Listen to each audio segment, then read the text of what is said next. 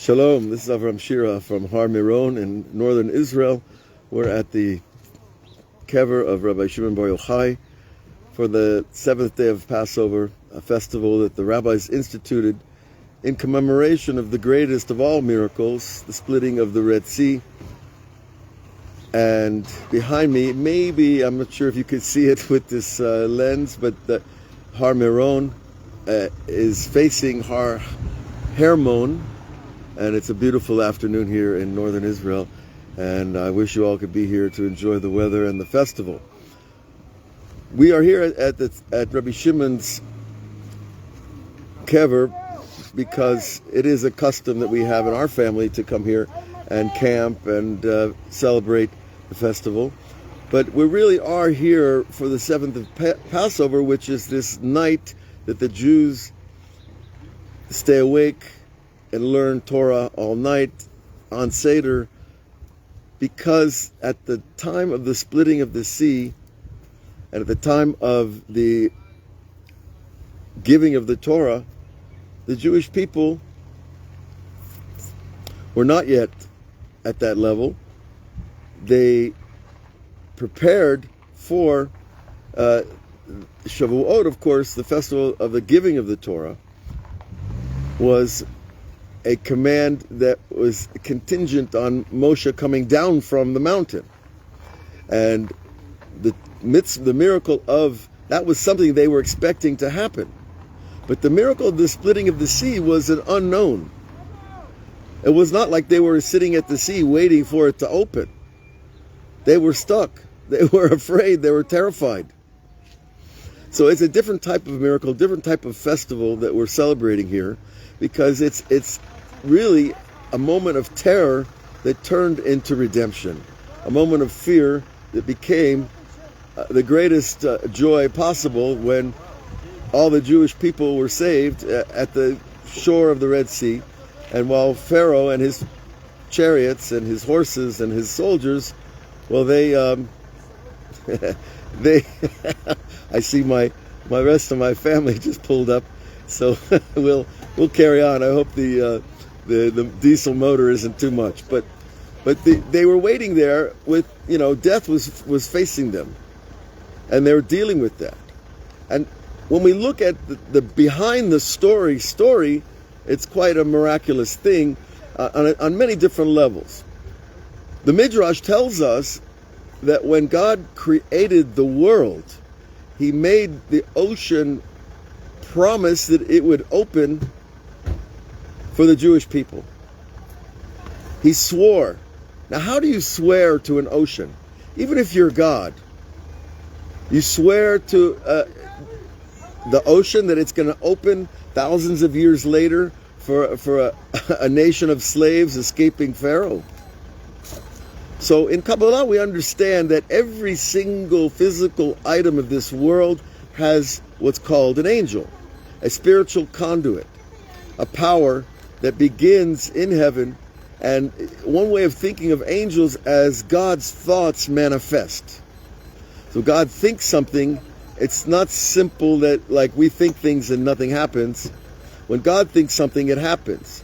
So God's angels are extractions and projections of His thought and His speech. And so when God swore to the angel that was in charge of the Red Sea, that on this day my nation will come to you and I want you to open for them, the sea was really being commanded by an angel. And so that angel, that spiritual force, is a standing force.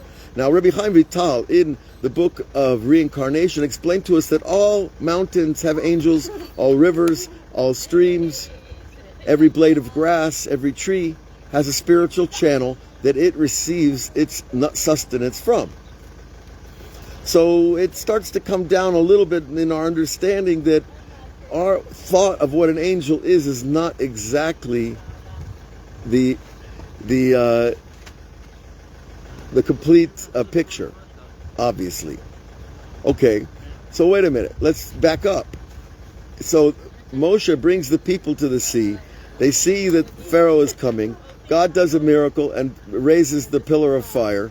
The pillar of fire is to protect them from Pharaoh, But in the meantime, the sea has not yet opened. And God, and Vayizak Moshe, we're told Moshe screamed to God. He screamed to God to open the sea. And God said, Tisau, why are you screaming at me? So what's going on? Moses is doing what every leader is supposed to do. He's praying to God to do a miracle to save our lives. And God says, why are you screaming? You don't need to scream to me. Now think about it in the context of the promise to the angel. God already knows that the angel is going to open the sea. God has already received the prayers of the people. He knows they're in terror. They've been chased out of Egypt. He knows that they need he sent them to the sea.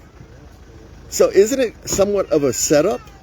Isn't it clear that something was behind the scenes?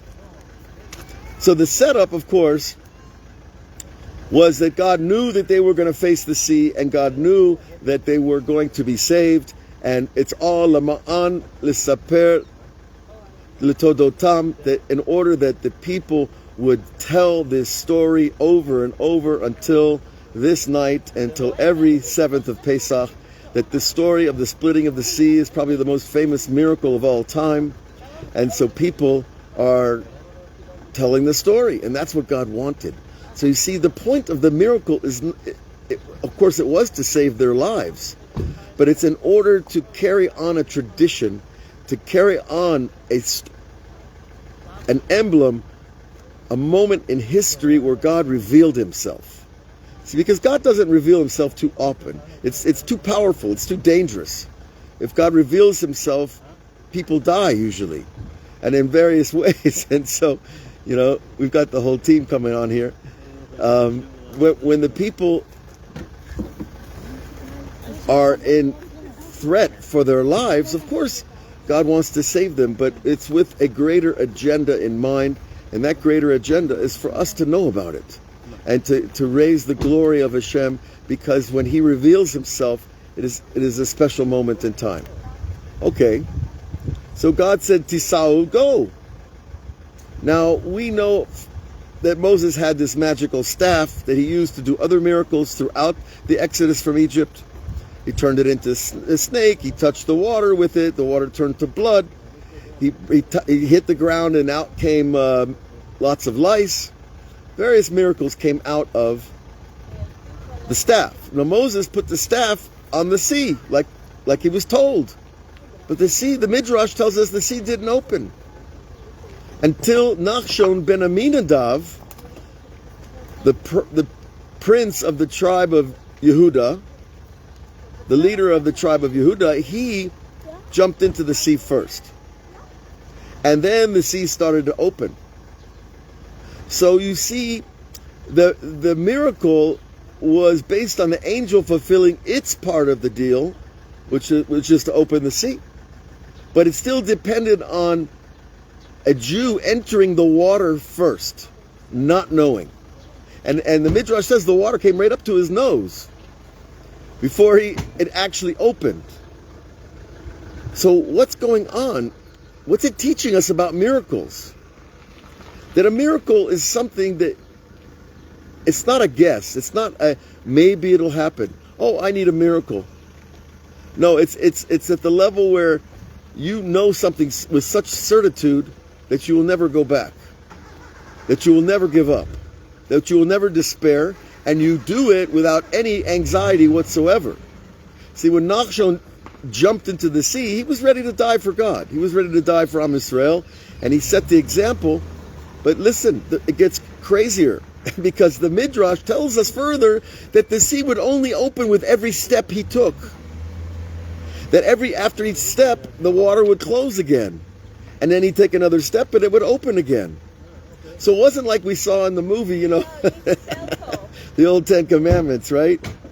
They used to play it every year on TV. It wasn't this moment where the whole sea opened. Rather, it opened step by step. Each step is a new effort of faith. And this is very important for us, because we all need miracles. We all need this level of the splitting of the sea. Now, the rabbis talk about that is Keshe Kriyat Yam Suf, that it is difficult for God to split the sea like making a shidduch. Why? What does bringing a man and a woman together in marriage have to be as difficult as splitting a sea? Of course, we're talking about the Creator who has infinite power for everything that He does. But it's really teaching us that there's something very intimate happening in comparing these two items, a marriage between a man and a woman and a splitting of the sea, because it really is above nature for two people to get married. And you say, come on, Avraham, millions of people getting married every day for thousands of years. But no, the real nature of human beings is not self-sacrifice. And we know that marriage requires self-sacrifice. The nature of human beings is not to take care of other people to begin with. Our nature is to take care of ourselves first. The marriage requires you to do the ketubah. The ketubah says you have to provide a home, you have to provide food and clothing for your spouse. And men are commanded, because otherwise, I know a lot of people that just wouldn't get married at all if they didn't have the command to do so. And so there's this above nature element that God is requesting of us, to break our nature. And guess what? When we break our nature, then He does the miracle, which is really breaking His nature. See, God made the sea not to split. God made people selfish enough that they were happy alone, or happy enough, should we say. But when we break our nature, then God breaks the nature that is around us, and then the miracles start to happen. And they can be little miracles, or they can be big miracles. So understand that the miracle process is step by step, going through the sea. It opens slowly and it closes. The miracle happens, and then guess what? After the miracle, you still got to go on with your life. Let's say you want to get married and you haven't found the right person, and tomorrow you meet them. It's a miracle. It seems like a miracle. But it doesn't mean that the next day and the next day and the next day we're not going to be challenged over and over with the new challenges of a new reality, which is being married. Or the Jewish people, for example, they split the sea, or God split the sea, the angel split the sea. Somebody did something over there, right? Between Moses, God, and the angel, they had a triple conversion going. The point is, though, of course, after they came across the sea, then they sang the great song, and everybody sang together without having a lyric sheet. You know, they all said the same words. How did they do that? That was public group Ruach HaKodesh, divine inspirations. They all knew the words of Az Yishir Moshe, Uvenei Yisrael, Shira Hazot, right? And for them to all know that, of course, it had to be fed through their souls from Hashem directly. Now, after, well, they got tested. Again, no more fresh water. What are we going to do? They got tested at their water, Mei Meriva, the waters of strife. And we know the story that people, that they get tested for food and they want meat and instead of the man, and so on and so forth. So you see the big miracles happen, but the real test is after the miracle, to go back to regular life and to exist and to live our lives, that all of it is a miracle. The existence of this planet is a miracle. The existence of our sun and the moon and the star, everything is a miracle.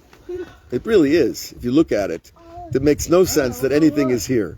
And, my atheist friends that say everything just was, that doesn't really satisfy our curiosity, does it?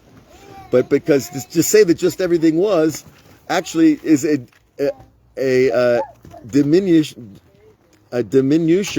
of the reality of what is. It's making things look smaller than they really are.